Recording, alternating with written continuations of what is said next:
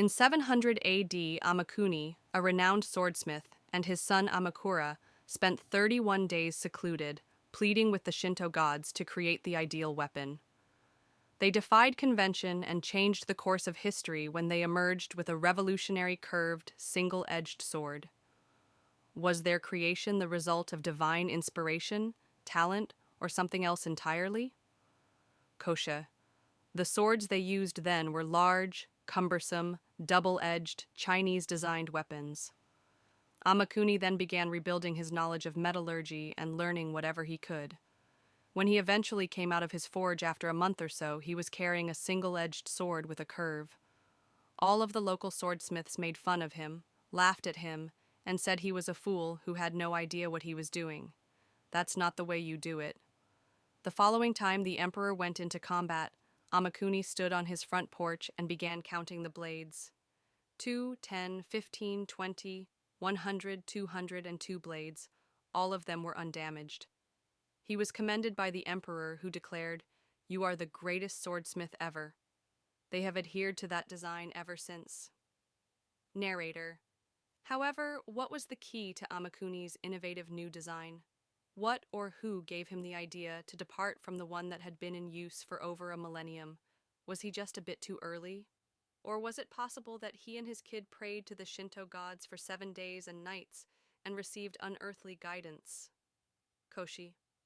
The Japanese sword has a lengthy and diverse history that dates back to the mythological notion that Omakami, the sun goddess, gave a sword to her grandson when she sent him to govern the planet Earth. Narrator. The samurai believed that human life originated with higher entities known as kami. However, humans must go through purifying rites, which were always carried out while creating a new blade, in order to encounter the divine nature of the kami. Koshe. You take a shower and change into fresh clothing before you start. All of your helpers ask the gods for assistance through prayer.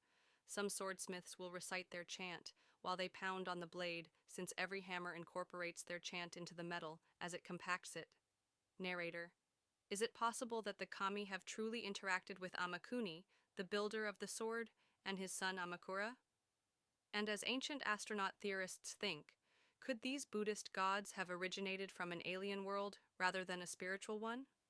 Could Amakuni, the best swordsmith of his era, have been selected by extraterrestrial entities to possess the knowledge of this new technology? Coppins.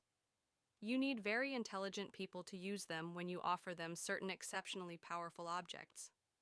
Therefore, even if the gods had created the most amazing machine, fire, or any other technology, you would still need a highly skilled human operator to operate it. This is what we discover everywhere. Narrator. The Japanese Imperial Collection is home to another exemplar of Amakuni's creation, the Kogarasu Maru blade, the most fabled sword in Japanese history. However, modern scientists and researchers have struggled to discover the source of its incredible power. Denon.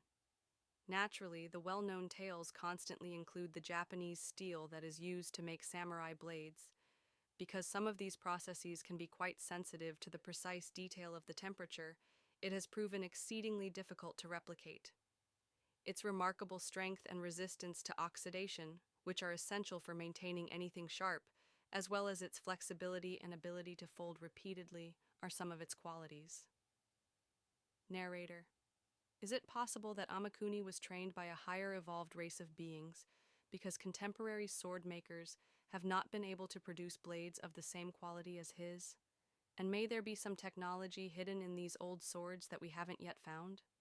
Kosha. The sword has a life of its own in Shingon Buddhism. The samurai does not choose the blade. More accurately, is the samurai skilled enough to wield the blade? Does he get pricked by the blade?